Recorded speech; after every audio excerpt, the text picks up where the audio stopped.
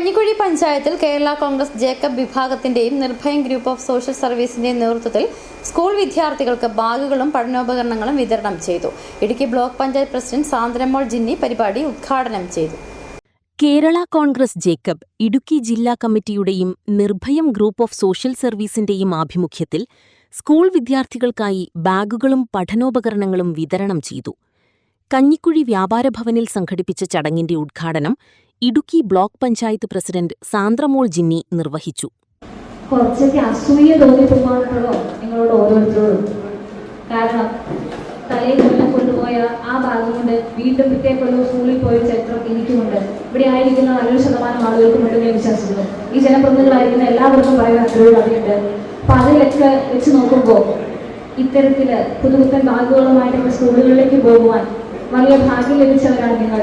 ആ ഭാഗ്യത്തിന് ചുക്കാൻ പിടിച്ചവരാണ് ഇന്നിവിടെ ആയിരിക്കുന്ന വേദിയിലായിരിക്കുന്ന പലരും. ശരിക്കും ആദ്യം തന്നെ ഇവരെ ഓരോരുത്തരെയും അഭിനന്ദിക്കുവാനാണ് ഞാൻ ആഗ്രഹിക്കുന്നത്.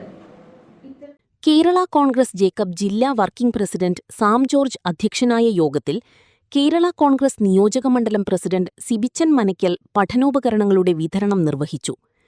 നിർഭയം group of social service chairman Kannan Neelakunnil, ഗ്രാമപഞ്ചായത്ത് അംഗങ്ങളായ സോയിമോൻ സണ്ണി, സിബിച്ചൻ മനയ്ക്കൽ, രാജേശ്വരി രാജൻ, വ്യാപാരി വ്യവസായി ഏകോപന സമിതി കഞ്ഞിക്കുഴി യൂണിറ്റ് പ്രസിഡന്റ് സിബി ആറക്കാട്ട്, വിവിധ വ്യാപാരി പ്രതിനിധികൾ, സാമൂഹിക രാഷ്ട്രീയ പ്രവർത്തകർ തുടങ്ങിയവർ ചടങ്ങിൽ പങ്കെടുത്തു.